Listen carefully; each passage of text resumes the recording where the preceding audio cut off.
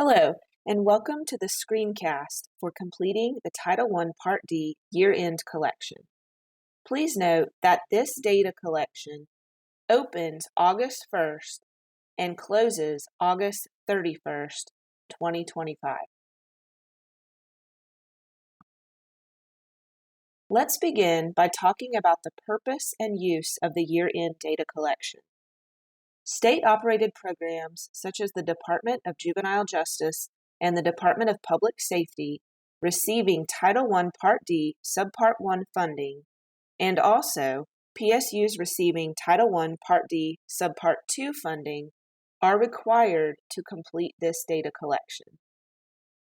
Data collected is used in the Consolidated State Performance Report and is primarily to evaluate the program with an emphasis on student, academic, and vocational outcomes. This year, data will be manually entered in APEX and is due on or before August 31st, 2025. Before completing the year-end data collection, you need to log in to the Title I Part D year-end page at the URL seen here. Log in with your NC ID and password. Subscribe to the Title I Part D year-end data collection. Select PSU Coordinator for the user role. Select your PSU and enter information as requested. Click the Submit button in the lower right-hand corner, and finally, be sure to sign out using the button under your NC ID. You can access the Title I Part D year-end data collection once you have received a confirmation email with the subject as Title I Part D year-end subscription approval. To enter data for this collection, you will log back in to the Title I Part D year-end page with your NC ID and password.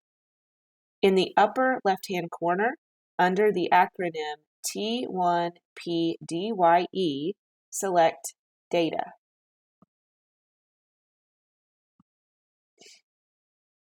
The school year 2024-2025 and your PSU should populate automatically.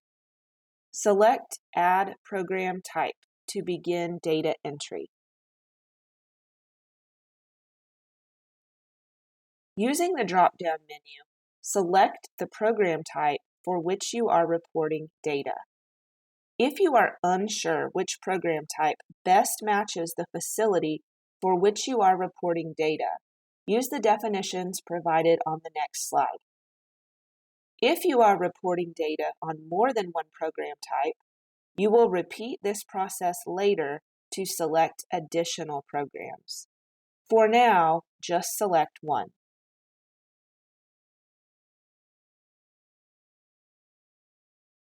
Here you see each program type defined.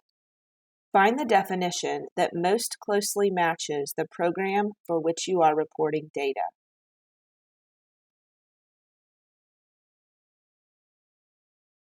Once you have selected the program type, select Yes to indicate that you are reporting data for the program type selected.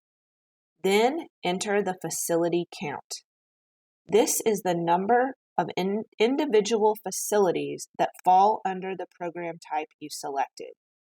For example, if you selected adult correction and you have just one adult correction facility for which you are reporting data, enter 1. Next, you will enter the average length of stay.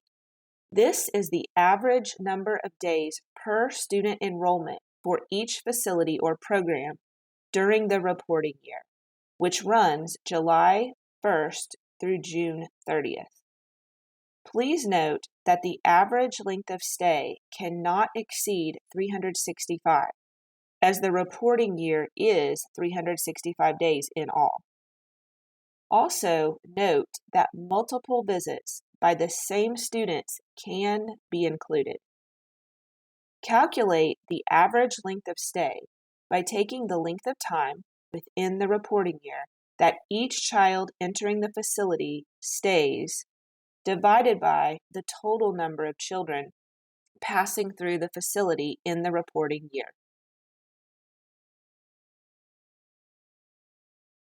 Next, enter the average days served.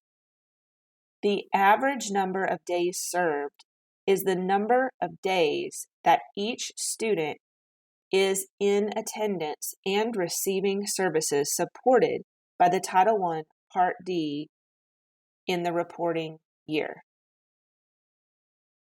The average number of days served will be less than the average length of stay.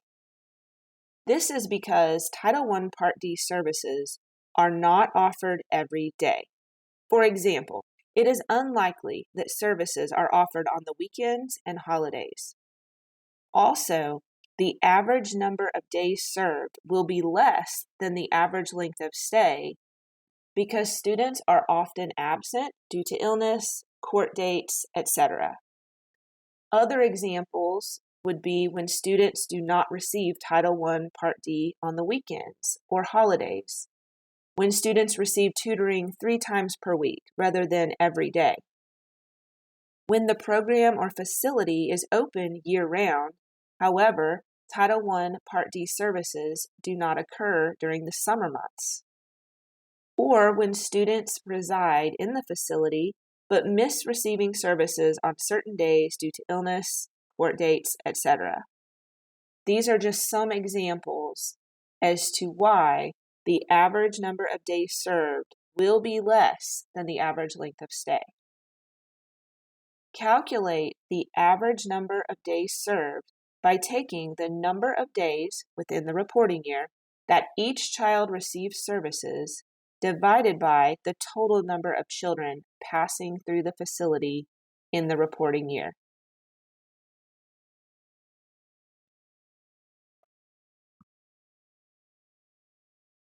Once data has been entered on this screen, click Save in the bottom right-hand corner.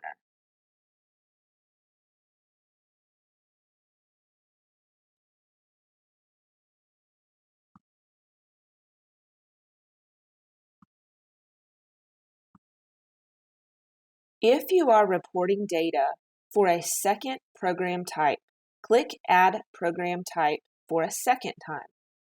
Continue to use the Add Program Type button until you have selected all programs for which you are reporting data. For each program added, enter the data in the same way as the first program type.